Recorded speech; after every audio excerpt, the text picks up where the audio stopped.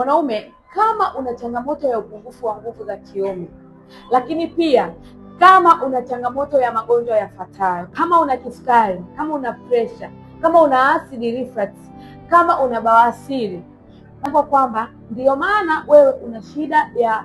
upungufu wa nguvu za kiume, na ndio maana kwenye tendo la ndoa unashindwa kuhimili. Ikiwa unapitia changamoto hizi na unajua kabisa uwezo wa kuhimili tendo la ndoa haupo kabisa, yaani hauwezi kusimamisha vizuri, au maumbile yako yanalegea wakati wa tendo, au maumbile yako yanalegea yanarudi ndani kama ya mtoto mdogo, au huenda ulipiga punyeto, ndio chanzo ambacho kinakusababishia wewe ushindwe kuwa na nguvu za kiume. Wanaume, nimekuwa nikiwasaidia wanaume wengi sana ambao wana changamoto ya upungufu wa nguvu za kiume, na sasa hivi wamerudi katika hali ya kawaida, wanafurahia tendo la ndoa. Usisite kunitafuta, au unaweza kubonyeza namba inayopita hapo chini ili leta moja kwa moja kwenye WhatsApp yangu ili niweze kukusaidia kuondokana na changamoto ya upungufu wa nguvu za kiume.